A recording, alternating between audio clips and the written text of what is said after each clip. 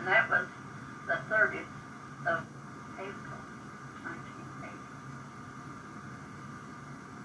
What's the biggest snowstorm you remember? Well, when we was kids, we had big snowstorms. We'd go to school and walk out over the top of the fence. It would be drifted up, and we'd walk out over the top of the fence. And out in between our house and the church out there, well, we'd get out there and we'd make us a house, and we'd scoop out the snow and pile it up, and here'd be a great big room, and then we'd make a little path and make another big room, and we'd have about a 4-room house built out there in the snow. In Oakland? Yeah, we was just playing. The snow would be so much deeper than what it is now. It would be about 2 or 3 feet deep. But if it got like that now, the cars couldn't go, but the old horses could make it. And then the worst ice storm, we had it here. Well, we had ice storm in 1925 or 6 at Oakland, but we didn't miss it because we had our own well. We'd go out and pump water. We had our wood, and we had coal oil lamps. Never had electricity when I was married. You didn't have electricity out there? No, we had lamps. Man. And we had to clean the globes every day, wash them and fill them, and trim the wicks, and so that it wouldn't blacken the chimneys. If they were uneven, why, it was like chimneys. They didn't burn even? They weren't trimmed even, but they blackened? Yeah, it would blacken inside.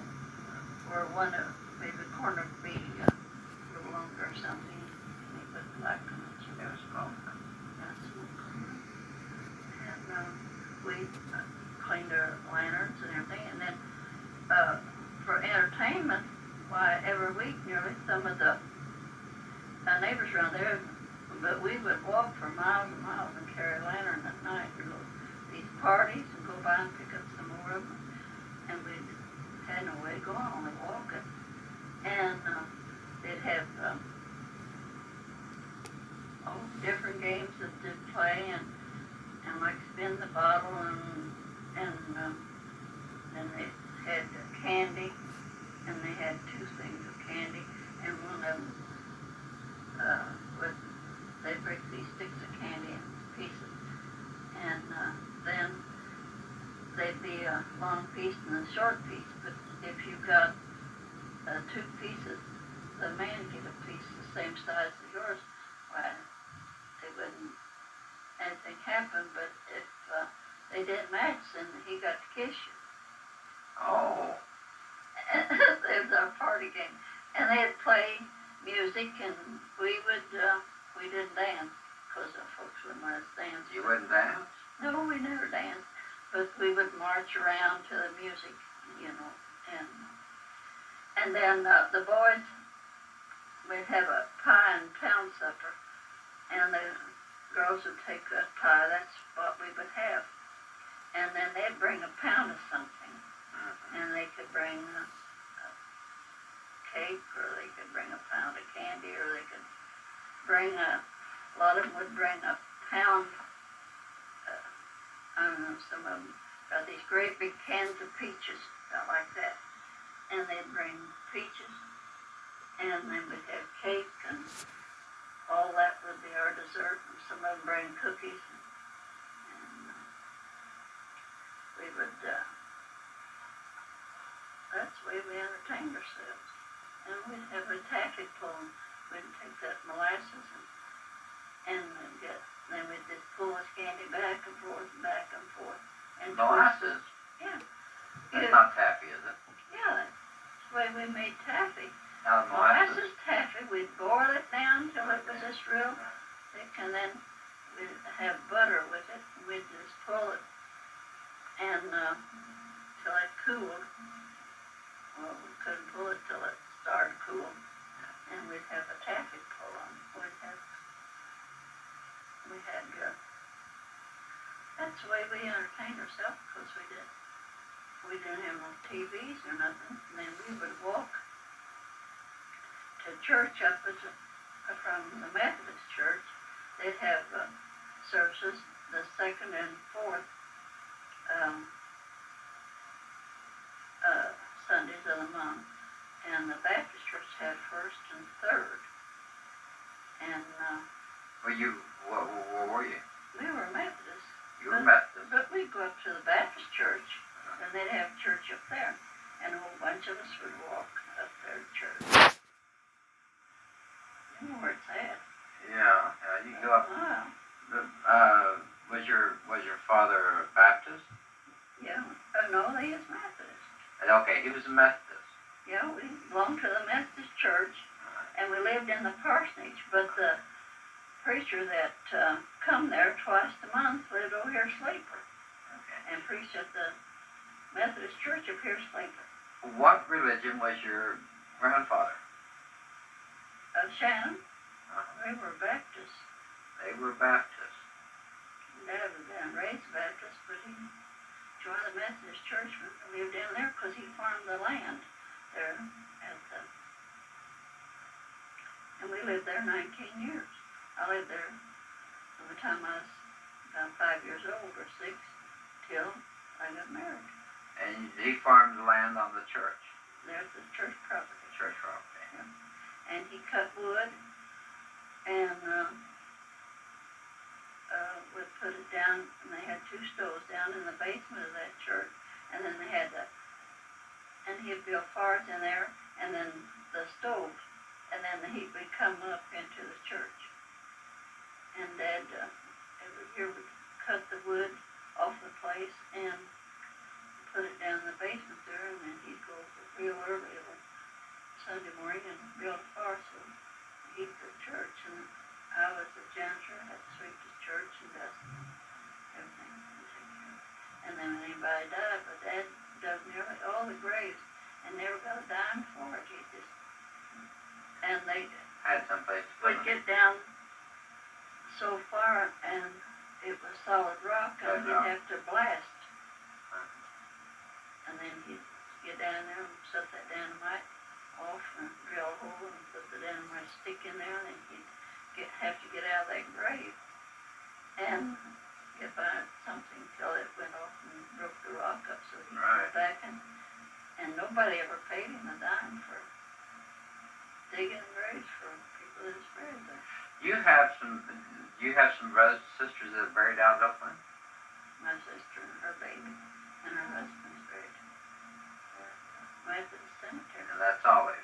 Olive and Earl Glenn. She married Earl Glenn. And then her baby, it died, and she had this kidney poison, and they didn't know what to do for it, and they said she went into convulsions, and they said if they would take the baby, why she might, quit having convulsions.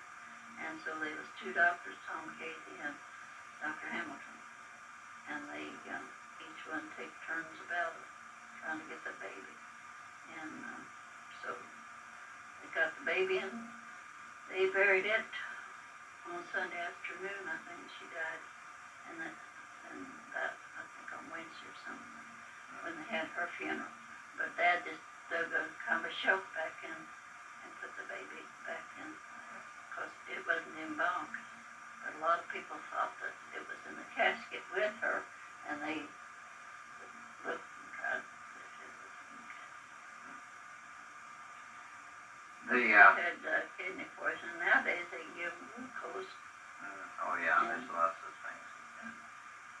But her blood was thick, they had no way of doing anything. You want to get your foot up a little bit?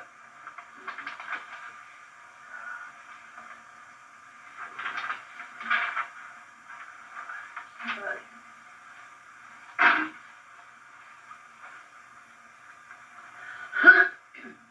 well, let's see. What can you think of that we haven't hit on? That's what. We sold the store, and Daddy got where his feet was all breaking down and everything, and we was losing money and everything. So he sold the store to Raymond. And in 1960, when Frida got married, and that's when he retired from the bakery. So, and he didn't have anything to do, and if I ever said I was going to mop the floor, well, he'd get in and mop the floor, and he wanted to wash and things because he's so restless because he didn't have no hobby, like fishing, and he never drove a car after they went to make them faster than an old Ford where he shifted. He never cared about the car, so we just stayed home. And $25 a week made kind of hard to afford a car, wouldn't it? Yeah, and if we wanted to go anywhere, well, we had they let us have Grandpa's store then. Mm-hmm. We got it all signed over so we could have some way of making a living because Grandpa, Daddy had stayed there with the other boys. He could have got out and got him a better job, but he wouldn't leave his dad. And Raymond wouldn't. Grandpa tried to get Raymond to come there, and Raymond wouldn't do it because he went and got him a job at 11 wholesale or in a gas company or something. Then he finally got a big park manager down at Venice Springs and made big money, and Zilla worked in the bank all the time, and she got $3 a day. $3 a day? Yeah. Well, that's considerably more, wasn't it? $9 a month? And they built that house up there. It was married in 1925. I took care of Grandma and Grandpa both till they died. Well, Grandma, every year she'd have pneumonia, and I'd go over there. And we moved down there where we'd be close to them, where I could be at home and be over there too. And I'd stay one night, and the next night your dad'd stay all night, and the next night I'd stay all night over there. And then Grandpa died in 1944, and Grandma died in 1946. And every year she had asthma, she'd get pneumonia. And so I'd take and go over and grease her and doctor her up and everything. And after Grandpa died, well, she went down to spend the winter with Grace. She got pneumonia down there, and they put her in the hospital. She had the best of care. She had an oxygen tent and everything over. San Antonio, Texas. Yeah, and they took the oxygen tent off from her to do something, and anyway, she died before they get it back over. And I said, here, I just doctored her at home, and there she had the best of care, and it was just her time to go. Yeah. Because there was nothing going to save her. They just keep taking the oxygen tent off. So then she was brought back here and buried him, and I had the mumps. I didn't get to go to the funeral. First time you had the mumps. Yeah, I come down with mumps. Well, you kids had all had it before I did, and Jay was living with Berna and Claude in Michigan, and they sent him to a trade school up there, and he come home for the funeral, and I told him not to come in, but the mumps is this thick, and he went to show and run around everywhere, and so he come to the window, and I talked to him through the window, because I didn't want him to get the mumps. Went back up there and got the mumps, and like to kill him. They went down on him twice. He'd get up and try to go to school, and mumps would go down on him again. So that was in 1945. My mother died in 1946. My dad died in 1949. What famous